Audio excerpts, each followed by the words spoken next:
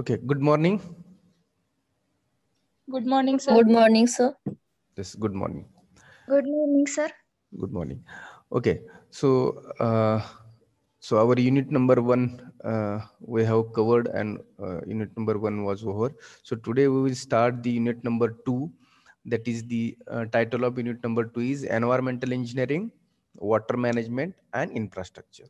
So here environmental engineering branch we have seen in the sub branches of civil engineering. Water management, it means water resource engineering, and infrastructure, it means railway, bridges, docks, harbor. It means here 3 branches of civil engineering we have to see in this particular unit: environmental, water resources and transportation except road आपण first unit मध्ये road पाहिला. बाकीचा जो सगळा part आहे infrastructure मधला, that will see in this particular unit. So total 5 hours required for teaching, but instead of 5 we required 13-14 hours. Not possible to cover within 5 hours, and total 8 marks for the examination. It means on this chapter 8 marks question will be asked in the examination.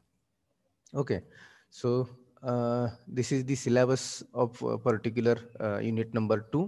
So in the first point is the environmental engineering. In the environmental engineering we have to learn water treatment system, then influent treatment system. Influent means waste water from industry or domestic, म्हणजे घरातून जाणारा waste water असेल किंवा industry मधून बाहेर पडणारे waste water, त्याची treatment कशी करायची. पहिला पॉइंट होता वॉटर ट्रीटमेंट, म्हणजेच पिण्याच्या पाण्याची ट्रीटमेंट कशी करणार, आणि solid waste management. Whatever solid we are, की जे आपण घरातून असेल बाहेर पडणारा कचरा किंवा बाहेर इंडस्ट्रीतून जे काही सॉलिड बाहेर पडतंय ते आपण त्याचं वेस्ट जे होतंय त्याचं मॅनेजमेंट कसं करायचं. So this parts comes under the environmental engineering and that we have to learn in this particular chapter. Then next point is sources of water, hydrology, dams and storage reservoir. It means जे पाणी आहे ते आपल्याला कुठून मिळते, त्याचा वापर करण्यासाठी hydrology we have discuss in short in the water resource engineering. Water resource engineering मध्ये आपण हायड्रोलॉजीचा पार्ट थोडक्यात पाहिला होता. हायड्रोलॉजी म्हणजेच काय, पाऊस पडतो, पावसाचं पाणी वाहून जातं, ते वाहून जाणारं पाणी आपण डॅम किंवा बाकीच्या स्टोरेज रिझर्व्हायर मध्ये साठवतो आणि परत ते पिण्यासाठी, इंडस्ट्रीसाठी, ऍग्रिकल्चरसाठी वापरतो. So this part comes under the water resource engineering. And last part of this unit is the various modes of transportation. So except road आपण पाहिला पहिल्या युनिट मध्ये. So road is here not here. So bridges, tunnel, airport, railway, harbors, docks. So these all the modes of transportation. So study of these modes we have to see in this particular chapter. Then introduction to intelligent transport system and interdisciplinary applications. So introduction to intelligent transportation or transport system. It means nowadays we are using this transportation system, good transportation system. It means one-way traffic, then signal. So like this is the intelligent transport system. So we have to study on this particular points in this particular chapter: environmental, water resources and modes of transportation. It means infrastructure. Okay, so याचा study आपल्याला या chapter मध्ये करायचा. So now then, so first branch and first point of this particular chapter is the environmental engineering. So what include in the environmental engineering? So the environmental engineering deals with water supply, disposal of water plays an important role. वॉटरचा supply करायचा, disposal of waste water म्हणजे घरातून जाणारं जे सांडपाणी आहे किंवा इंडस्ट्रीमधून बाहेर पडणारं जे वेस्ट वॉटर आहे त्याचं डिस्पोजल करायचं, and pollution control. So this parts comes under the environmental engineering. Water supply, मग ते पिण्यासाठी लागत असेल पाणी, इंडस्ट्रीसाठी लागत असेल तर त्या पाण्याचा सप्लाय ट्रीट करून कसा करायचा, वेस्ट वॉटर आहे त्याचं डिस्पोजल कसं करायचं, किंवा पोल्युशन कंट्रोल कसं करायचं. So that part we have comes under the environmental engineering. So as we have seen the branches of civil engineering, similarly branches of environmental engineering are there. म्हणजे environmental engineering मध्ये आणखी कोणकोणत्या सब branches येतात की ज्याच्यामध्ये एन्व्हायरमेंटलचा part येतो. So first branch of the environmental engineering is the water supply engineering किंवा water treatment म्हणतो आपण त्याला. So what comes under the water supply engineering? Collection of water. Water आपण कुठून कुठून कलेक्ट करू शकतो? कोण सांगेल मला? Collection of water, it means sources of water. थोडक्यात कुठून सोर्स मिळू शकतो आपल्याला वॉटरचा? ओके, अजून रिव्हर मधून, नदीमधून मिळू शकतो. River, dam. River, dam, canal. हा, आणखी वेल. हा, जे इम्पॉर्टंट आहे, आपण सगळे विलेज मध्ये राहतो, आपल्याला जे विलेज मध्ये वॉटरचा सप्लाय होतो तो आपल्याला वेल मधून होतो, बरोबर आहे. ते इम्पॉर्टंट आहे. वेल असेल, हा वेल असेल, बोर असेल. Correct, correct. So these are the sources of water. मग आता त्या सोर्स मधून आपल्याला पाणी पिण्यासाठी किंवा इंडस्ट्रीसाठी सप्लाय करायचं आहे. मग कलेक्शन ऑफ वॉटर. आता if we think about the village, आपण जर खेड्यामधील जर विचार केला पाण्याचा, आपल्याला जे पाणी मिळणार आहे पिण्यासाठी त्याचा विचार जर केला तर कलेक्शन ऑफ वॉटर म्हणजे आपल्याला एकतर विहिरीतून किंवा बोरमधून आपल्याला खेड्यामध्ये पाणी मिळतं विलेजमध्ये. मग ते स्टोअर कुठं करतो आपण? विहिरीतील पाणी किंवा बोरमधील पाणी स्टोअर कुठं करतो? जर एखाद्या विलेजला पाणी पोचवायचं असेल पाईपलाईन थ्रू, कुठं स्टोअर करतो? विलेजमध्ये.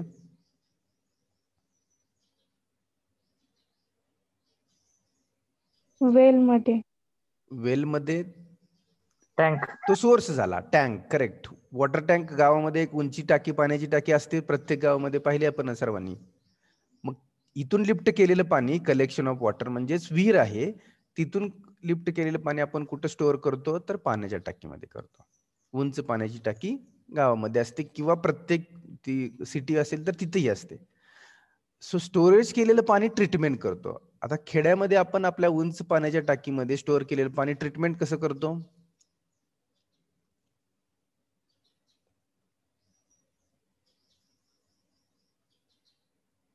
कोण सांगेन?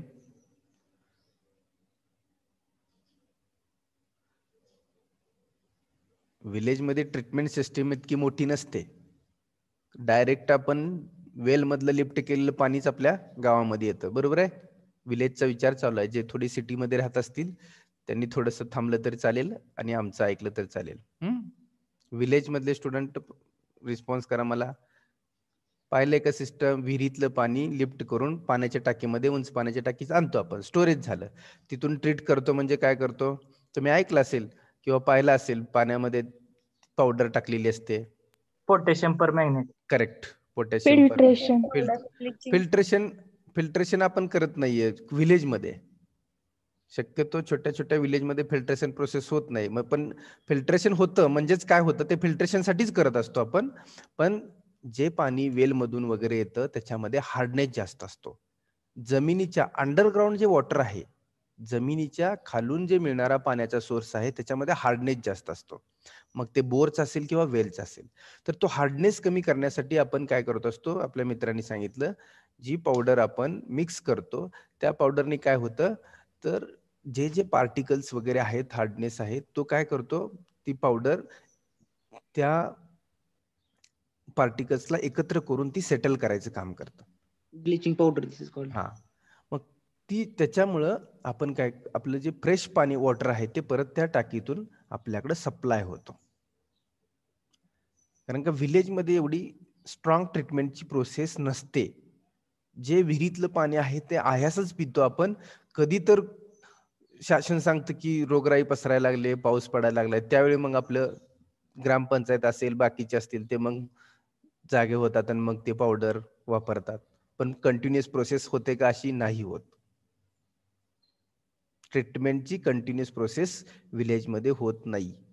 आपण सध्या थोडंसं विलेज बद्दल बोलतोय.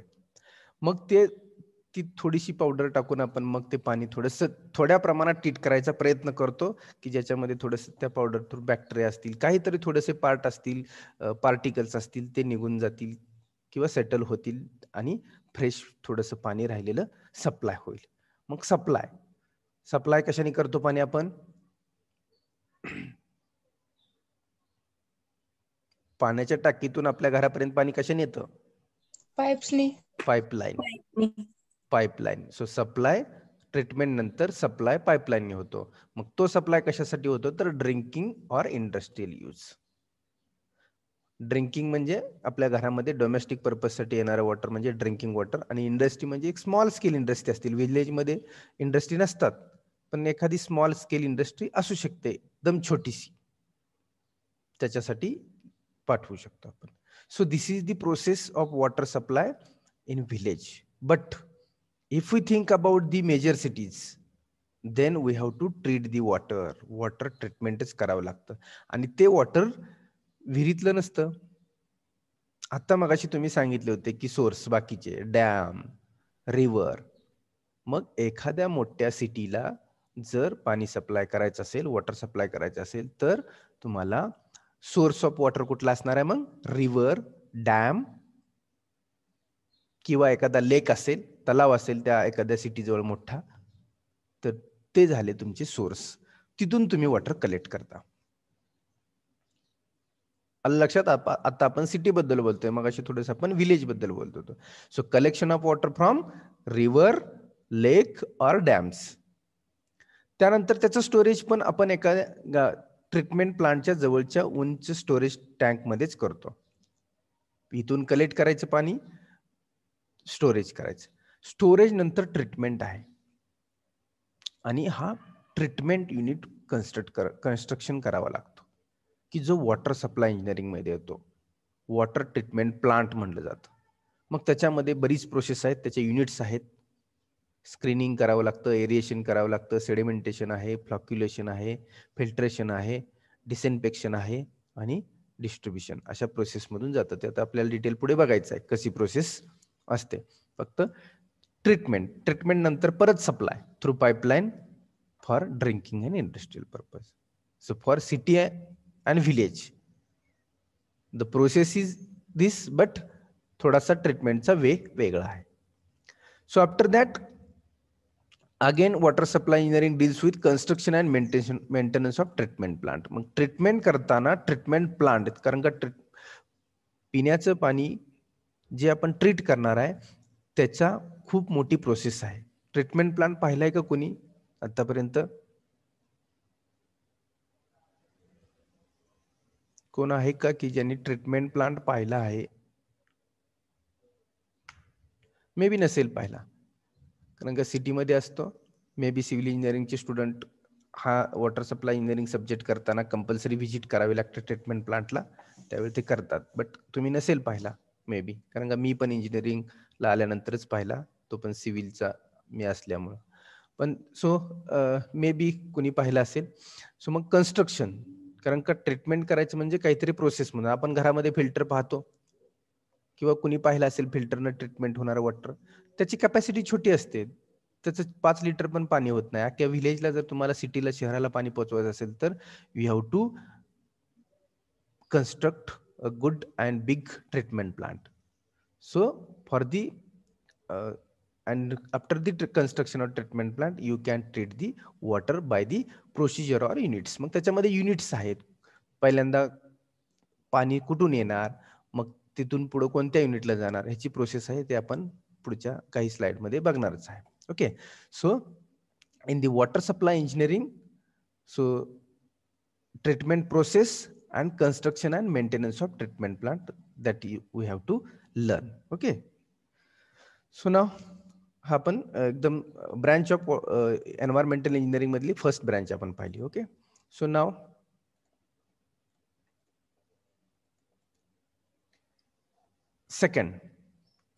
second branch of environmental engineering is the sanitary engineering. So in the sanitary engineering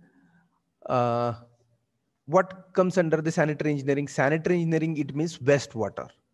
Sanitary engineering, it means wastewater. So wastewater कुठून कुठून मिळतं आपल्याला? Industry and domestic. डोमेस्टिक म्हणजेच काय? आपल्या रेग्युलर घरातील वापराचं पाणी. And industrial, it means what? From the industry waste.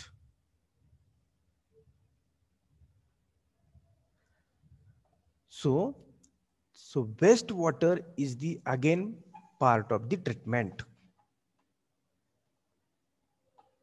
Just meter, just.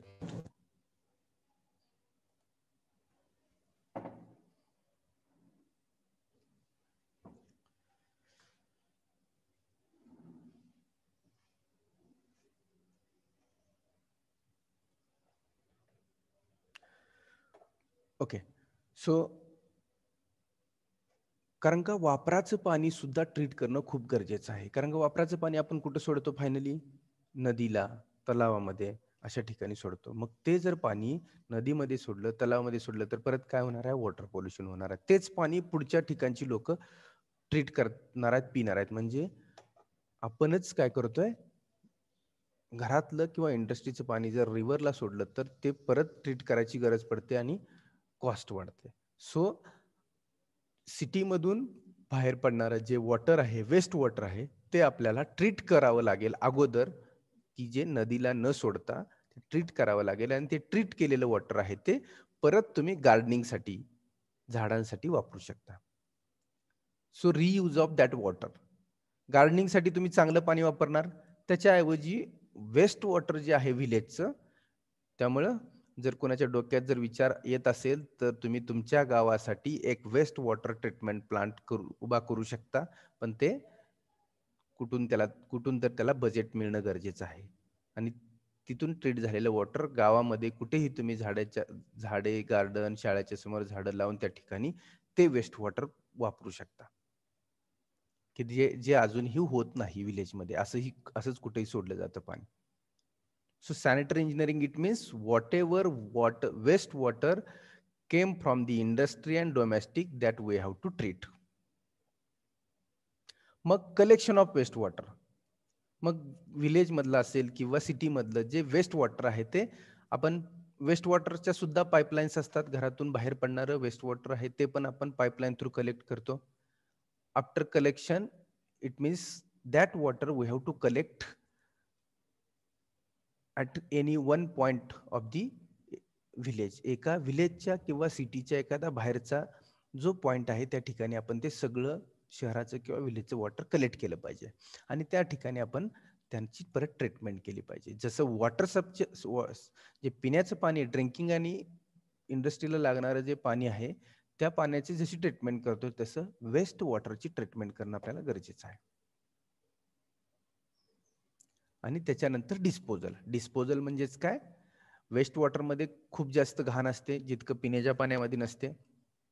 मग त्याच्यामधून जे काय खाली स्लरी राहणार आहेत, मड राहणार आहे, चिखल राहणार आहे वेस्ट वॉटर मधला, ट्रीट केल्यानंतर तो काढायचा आणि परत शेतीमध्ये, जमिनीमध्ये, रानामध्ये तो वापरायचा.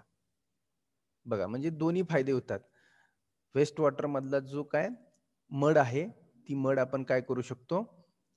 त्या टँक मधनं काढून कुठेही आपण एखाद्या ठिकाणी वापरू शकतो. आणि जे ट्रीट झालेलं वॉटर आहे ते गार्डनिंगसाठी वापरू शकतो. So this is the sanitary engineering. Again in this particular sanitary engineering, construction and maintenance of treatment plants also there. हे सगळं ट्रीट करायचं म्हणल्यानंतर त्याला ट्रीटमेंट प्लांट उभा करावं लागतं, त्याची थोडीशी कॉस्ट येते. Then third branch of environmental engineering is environmental pollution. So we have discussed about the pollutions. So water pollution, air pollution, noise pollution, land pollution. So these particular pollutions comes under the environmental engineering, and how this particular pollutions occurs and what are the remedies of that particular pollution, that is the comes under the environmental engineering, causes and remedies. So this is the environmental engineering.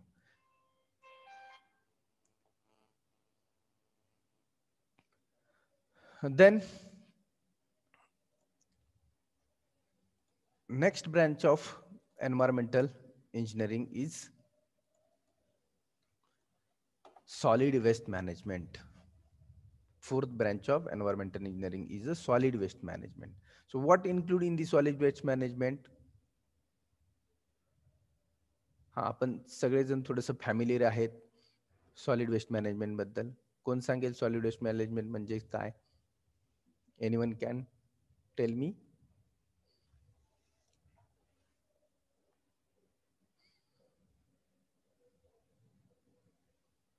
Anyone? Solid waste management.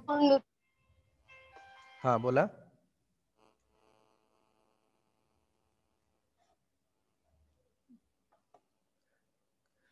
जो आपण कचरा, घन कचरा आपण मराठीमध्ये शब्द, जो कचरा आपण घरातून मिळणार असेल, कुठूनही मिळणार असेल, तो आपण कुठेही इतरत्र टाकतो आणि त्याच्यामुळं पूर्णपणे आपल्या लँडचं पोल्युशन होतं. जमिनीवरती कुठेही टाकल्यानंतर आपण ही न्यूज ऐकतो आता की कचरा हा इतकी आपली काय म्हणतो आपण त्याला, कचरा आपल्याला विल्हेवाट लावणं खूप गरजेचं आहे त्याची, कारण का तो इतक्या प्रमाणामध्ये वाढतोय आणि आपण तो कुठेही फेकतो, कुठेही असं डंप करतो. मग तो विलेजमध्ये असेल, सिटीमध्ये असेल, त्याचं पर्टिक्युलर मॅनेजमेंट होणं खूप गरजेचं आहे. वाय? कारण का प्लास्टिक आहे ते काय होतंय, कुजत नाहीये, ते असंच पडून राहतंय.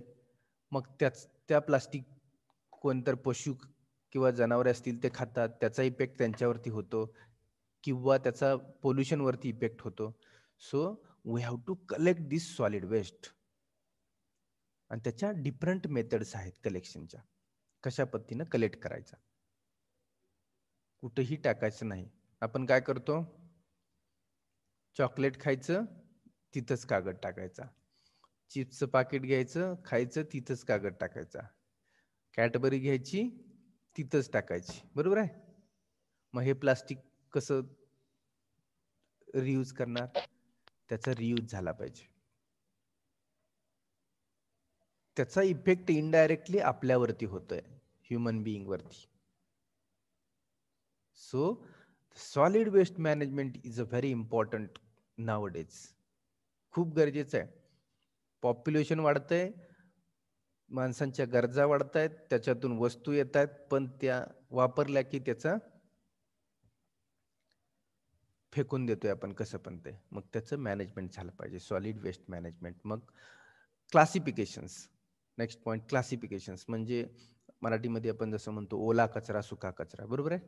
So the wet garbage and dry, that we have to divide. जे ओला आहे तो कुजवणं गरजेचं आहे, जो सुका आहे त्याची प्रोसेस करणं गरजेचं आहे. बरोबर आहे? वेस्ट आहे, हा वेस्ट आहे म्हटल्यानंतर त्याचं आपल्याला प्रोसेस, रियूज अँड रिसायकलिंग झालंच पाहिजे, तर एन्व्हायरमेंट हे गुड कंडिशन मध्ये राहणार आहे. अदरवाईज इम्पॅक्ट आपल्यावरती त्याचा होणार आहे. आपण मला वाटतं थोडंसं एक डिस्कशन केलं होतं दिल्ली सिटीचं. आज ही दिल्ली सिटीमध्ये तुम्ही जर लांबून पाहिलं तर धूर आणि धुकच दिसतं. तिथं इतकं पोल्युशन आहे, एअर पोल्युशन. काही दिवसानं माणसं राहू शकतील का नाही गॅरंटी नाहीये. सिरियस इश्यू आहे. ऑक्सिजनच अवेलेबल होणार नाही, इतकं पोल्युशन व्हायला लागलेलं आहे. So this is very important to save the environment. मग क्लासिफिकेशन म्हणजे आपण जसं म्हटलं की वेगवेगळा कचरा वेगवेगळ्या ठिकाणी टाकला तर तो आपल्याला त्याचं प्रोसेस करता येईल त्याच्यावरती. Reuse and recycling. आता खूप रिसर्च होतोय प्लास्टिक वरती की प्लास्टिकचा पूर्णपणे आपल्याला रियूज आणि रिसायकलिंग करता आलं पाहिजे, जी पूर्णपणे वेस्ट होऊन जाते प्लास्टिक. आणि बरेचसे प्लांट, बरेचशा प्रोसेस सध्या चालू झालेल्या आहेत. जसे आपण पेविंग ब्लॉक बघतो ग्रामपंचायत एरियामध्ये, गावामध्ये कुठे बसवलेले असतात, ते पेविंग ब्लॉक आता प्लास्टिकचे पेविंग ब्लॉक सुद्धा यायला लागलेले आहेत, की जे प्लास्टिक कचरा वापरून त्याच्यापासून तयार केले गेलेले आहेत. So reuse and recycling of waste is very important. It may be कुठल्याही टाईपचं तुमचं वेस्ट असेल त्याचा रियूज करता आला पाहिजे. जे वेट असेल, वेट गार्बेज असेल, त्याचंही आपण कंपोस्टिंग करून त्याचं खत तयार करू शकतो की जे आपल्या शेतीला उपयोगात येईल.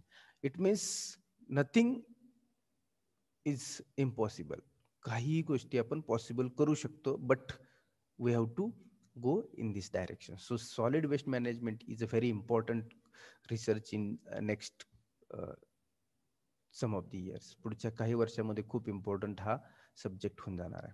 अँड डिस्पोजल, जे आपण रियूज केलं, रिसायकल केलं किंवा जे वेस्ट आहे त्याचं डिस्पोजल व्यवस्थित होणं गरजेचं आहे. ते कुठं करायचं आणि कसं करायचं की त्याचं हार्मफुल हा एन्व्हायरमेंटवरती नाही झाला पाहिजे, ह्युमन बिईंगवरती नाही झाला पाहिजे. So this is the your solid waste management. Okay, got it, this solid waste management. आपण डिटेल आणखी स्टडी करायचं आहे. Just we are here discussing. Okay, again नाव applications of environmental engineering. Environmental इंजिनिअरिंगची काय आहेत ॲप्लिकेशन इंडस्ट्रीमध्ये किंवा सोसायटीमध्ये? Design water treatment, waste water treatment plant. पिण्याच्या पाण्यासाठी वॉटर ट्रीटमेंट प्लांट डिझाईन करणं आणि वापरून झालेलं जे डोमेस्टिक आणि इंडस्ट्रीतनं आलेलं वेस्ट वॉटर आहे त्याच्यासाठी वेस्ट वॉटर ट्रीटमेंट प्लांट उभा करणं. This is the one of the application.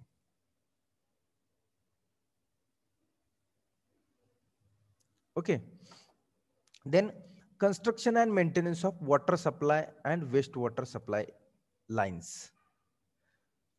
ठीक आहे, पाणी आपल्याला सर्वांना घरापर्यंत पोचतं विलेजमध्ये. कोण आहे का अजून घरी पाणी येत नाहीये?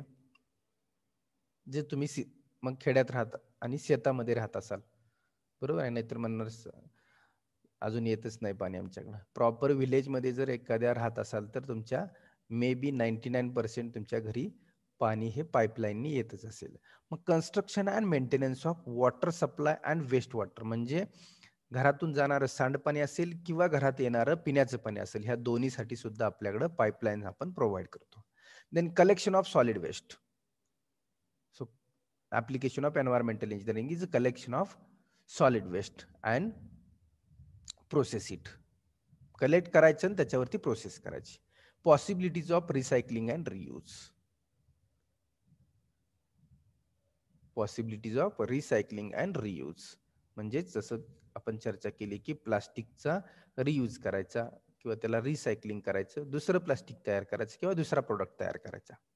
So these are the important applications of environmental engineering branch. येते लक्षात? का डाऊट आहे कुणाला? काय समजत नाहीये? थोडासा कंटिन्यू थेरॉटिकल पार्ट राहतोय थोडा, बट व्हेरी इम्पॉर्टंट. बोलताय का? समजलं का काय? Yes, sir. समजले. Yes, sir. हा, okay. So we have seen the sub branches of the environmental engineering and some applications of environmental engineering. Okay, so this is the basic study of the environmental engineering. Now we will go one by one, water treatment, wastewater treatment and solid waste as per the syllabus.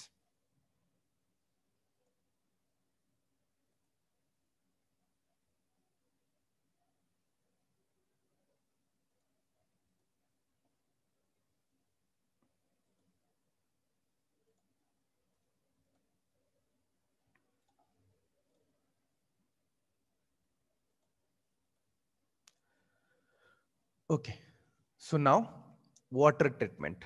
First point under the environmental engineering is the water treatment process or treatment units. See, this much part we have to cover in the water treatment plant. Introduction, objectives of water treatment, conventional water treatment plant layout कसा असतो, and methods of purification. Water purify करण्यासाठी कोणकोणत्या methods वापरतो? तर screening करतो, sedimentation, plain sedimentation, sedimentation with coagulation, filtration, disinfection, aeration and softening. So याचं पण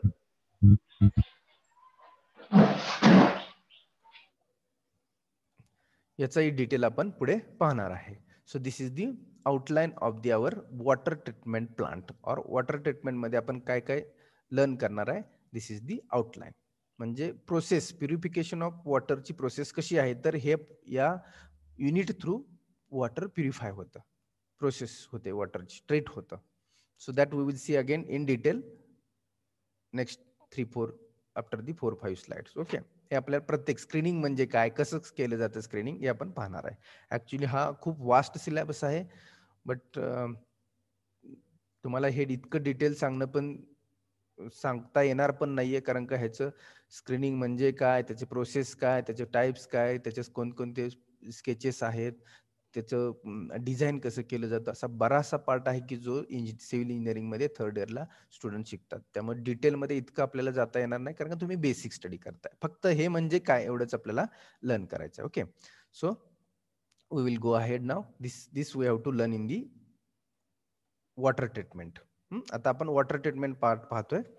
okay, so what is mean by water treatment? So water treatment is the process of making water suitable or acceptable for end use. End use, it means for drinking or for industry.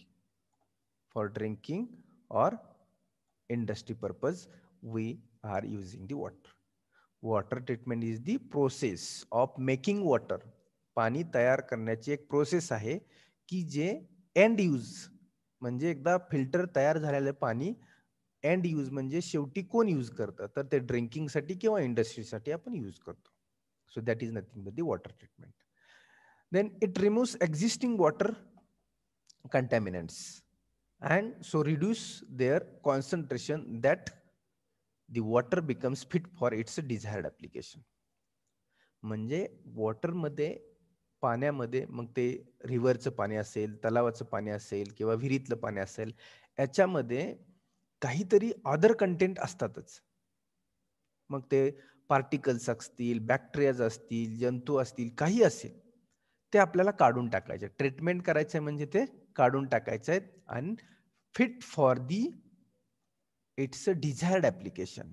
म्हणजे पिण्यासाठी किंवा इंडस्ट्रीसाठी जर आपण ते water वापरणार असेल, तर ते वॉटर ट्रीट करून त्याच्यामधले बॅक्टेरियाज, पार्टिकल्स रिमूव्ह करून आपल्याला ते वापरण्यासाठी योग्य करायचं आहे पाणी. That is the water treatment. And the amount and type of treatment process. Treatment process, आता हे करताना एक ट्रीटमेंट प्रोसेस राबवावी लागते की जे आपण पाहिलं, स्क्रीनिंग, सेडिमेंटेशन, ते काय आहे ते आपण पण पाहणार आहे डिटेलमध्ये. So type of treatment process depends on the quality of raw water and various standard required after the treatment. Raw water, जसं आपण चर्चा केली, रॉ वॉटर कुठून मिळतंय? एकतर रिव्हर मधून मिळतंय, लेक मधून मिळतंय, डॅम मधून मिळतंय, वेल मधून मिळतंय, बोर होल मधून मिळतंय. तर इथून आपल्याला जे रॉ वॉटर मिळतंय, तर ते रॉ वॉटर कुठून मिळतंय त्याच्यावरून त्याचं ट्रीटमेंटचं प्रोसेस ठरते. विहिरीमधलं जे पाणी आहे त्याच्यामध्ये फक्त हार्डनेस, विहिरीमधलं किंवा बोरमधलं जे वॉटर आहे त्याच्यामध्ये फक्त हार्डनेस जास्त असू शकतो, बाकीचे पॅरामीटर्स खूप कमी असतात. जंतू नसतात किंवा बॅक्टेरियाज नसतात. पण सरफेस वॉटर जर असेल, सरफेस म्हणजे सरफेसवरती आपण अडवून ठेवलेलं पाणी, मग ते रिव्हरचं असेल, डॅमचं असेल, तलावातलं असेल, तर या पाण्यामध्ये जास्तीत जास्त प्रमाणामध्ये अदर कंटॅमिनंट असतात की जे आपण आता चर्चा केली. कंटॅमिनंट मध्ये मग ते पार्टिकल्स असतील, बॅक्टेरियाज असतील किंवा छोटे छोटे जंतू आपण म्हणतो, गर्म्स त्याला म्हणतो आपण, पॅथोजेनिक गर्म्स असतील, ते असतील. असं बरंचसं ओपन पाण्यामध्ये जास्त असणार की जे सरफेस वॉटर, सरफेसवरती आहे ते. मग त्याची ट्रीटमेंटची प्रोसिजर वेगळी आहे. ते रॉ वॉटरवरती म्हणजे कुठून कलेक्ट करतोय त्याच्यावरती ट्रीटमेंट प्रोसेस डिपेंड आहे. So this is the water related to water treatment.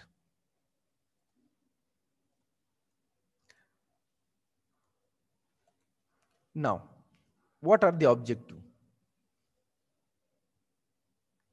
Objective काय आहेत? वॉटर ट्रीटमेंट करण्यापाठीमागचे काहीतरी पर्पज असतील, ऑब्जेक्टिव्ह असतील. What are these objective? So these objective are water that is safe for human consumption, की जे पाणी पिण्यायोग्य असेल. The water is safe for human consumption. Then water that appealing aesthetically to the consumer. Appealing. It means what? Appealing, it means आकर्षक. Appealing म्हणजे काय? आकर्षक, की जे पाणी अस्थेटिकली आकर्षक. अस्थेटिकली म्हणजे सौंदर्यपूर्ण. अस्थेटिकली म्हणजे काय? सौंदर्यपूर्ण. म्हणजे तुम्ही पाहिलं असेल पिण्याची बॉटल मधलं जे पाणी दिसतं ते कसं दिसतं? एकदम स्वच्छ दिसतं. आपण बॉटल मधलं पाणी पाहिलंय सर्वांनी. स्वच्छ पाणी दिसतं पिण्याच्या बॉटल मधलं. मग त्याला ते ॲपेलिंग ॲस्थेटिकली म्हणजे आकर्षक, सौंदर्यपूर्ण, खूप आकर्षक दिसतं आपल्याला. सो तसं वॉटर आपल्याला ट्रीट करता आलं पाहिजे, तसं वॉटर असलं पाहिजे. That is the objective of treatment. And then water at reasonable cost.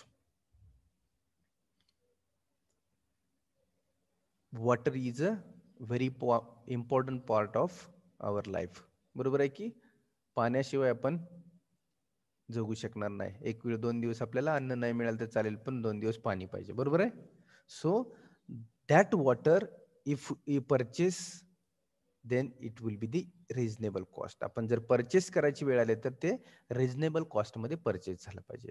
So objective are safe for human consumption, aesthetically appealing म्हणजे आकर्षक दिसलं पाहिजे ते पाणी, आणि रिझनेबल कॉस्टमध्ये ते मिळालं पाहिजे. So these R the objective of the water treatment. कशासाठी ट्रीट करायचं तर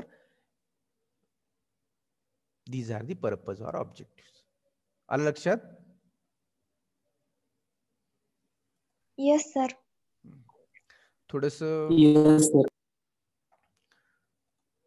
थोडस वास्ट आहे हे, पण तुम्हाला इन्व्हॉल्व केलं तर अजून खूप वेळ जाईल, कारण का मला तुम्हाला खूप काही सांगायचं आहे अजून पुढं.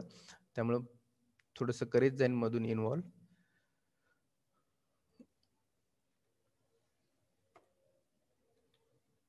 Okay, this is the objectives. Now,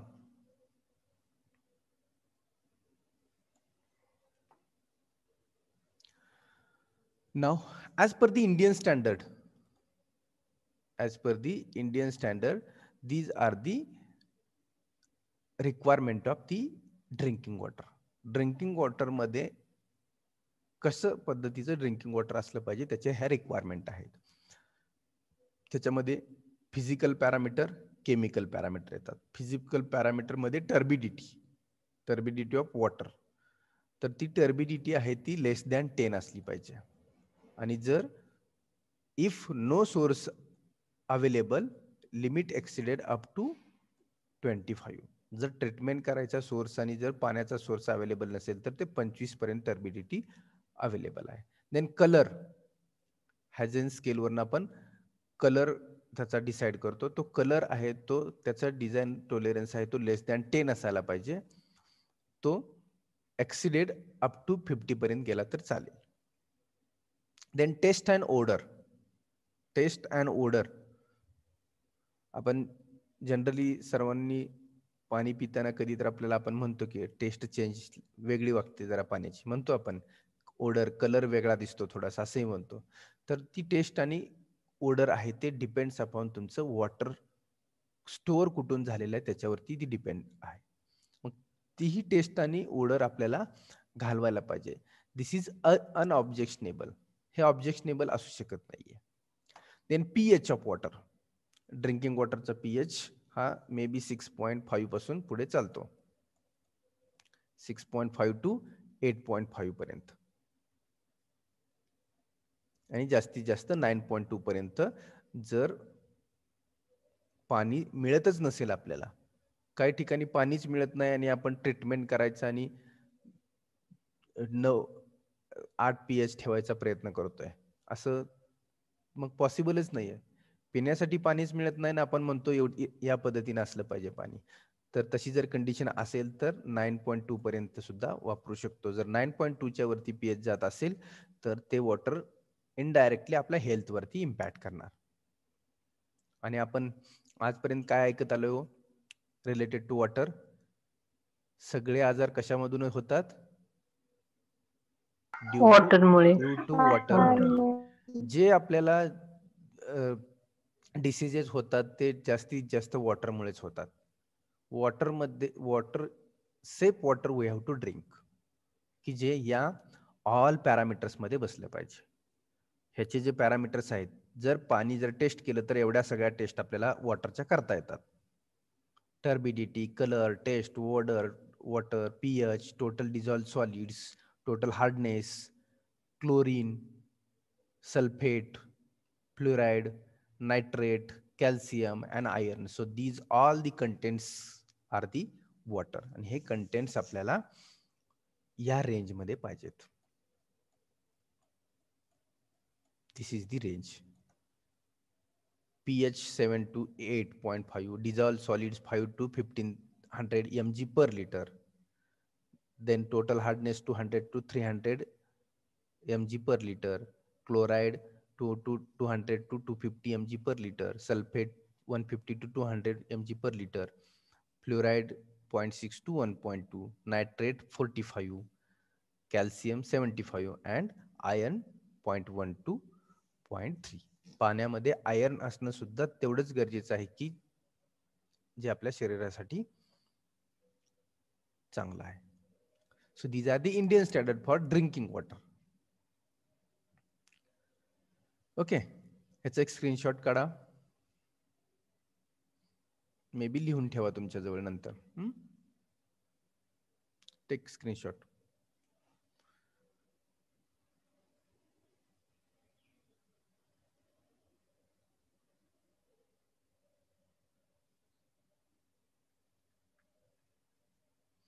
घेतला काढून? Yes, sir. Yes, sir. Yes, sir. Okay. So now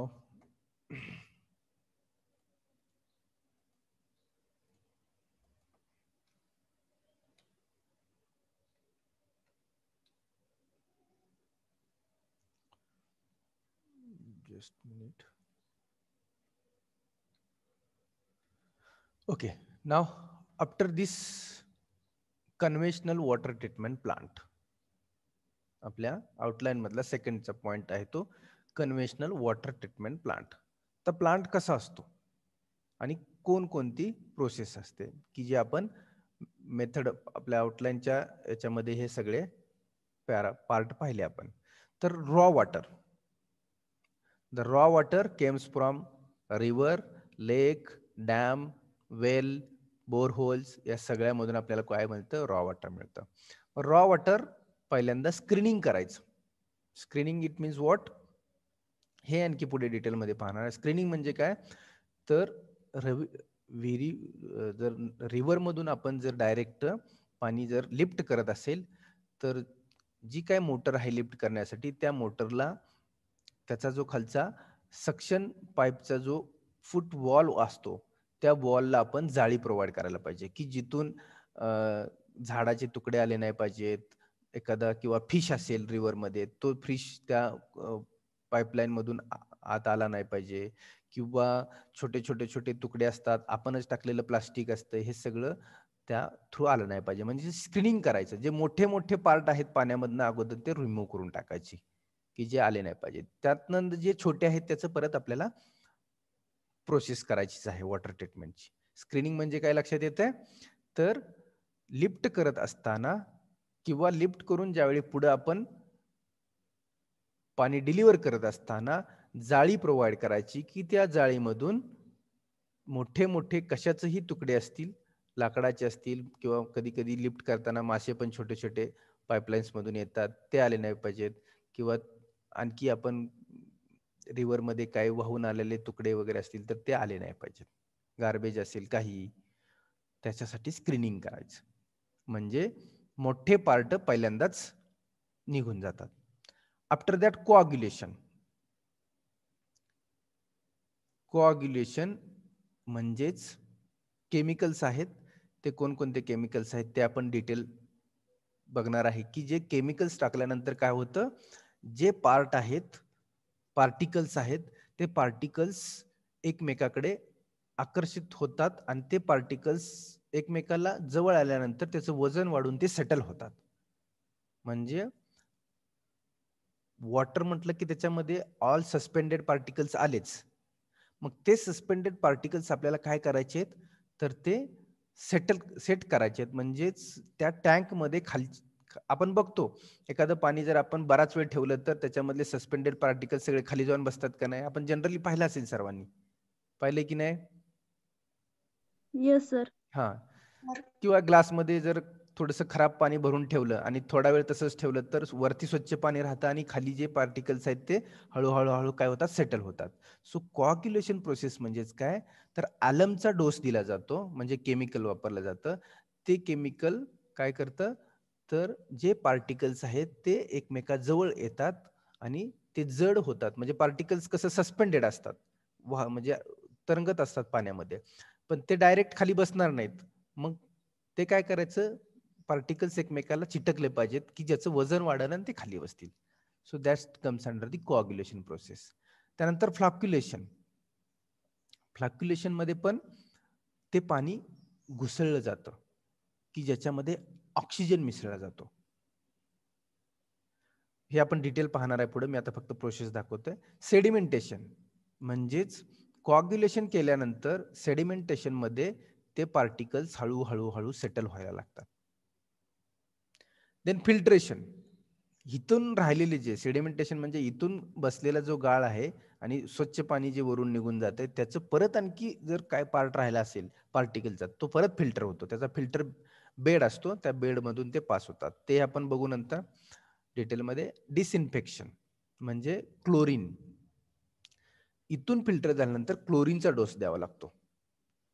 पाण्यामध्ये ऑक्सिजन आणि क्लोरीन ह्या गोष्टी असणं गरजेचं आहे. तर क्लोरीनचा आपण डोस देतो. त्यानंतर मग ते स्टोरेज करतो. फायनली फिल्टरेशन नंतर क्लोरिनेशनचा डोस देतो आणि मग स्टोरेज करतो आणि स्टोरेज केल्यानंतर ते डिस्ट्रीब्यूट करतो पिण्यासाठी.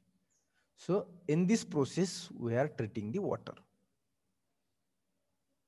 ही प्रोसेस फक्त सांगितले, प्रत्येकाचं मिनिंग आणखी पुढे आपल्याला पाहायचं आहे. मी फक्त आता हे फास्ट का सांगतोय तर इथंच एक्सप्लेन करत गेलो तर पुढची स्लाइड तुम्ही काय बघणार. Okay, so for that purpose I am explaining now here fast. म्हणजे या प्रोसेस थ्रू थोडक्यात पाणी ट्रीट होतं.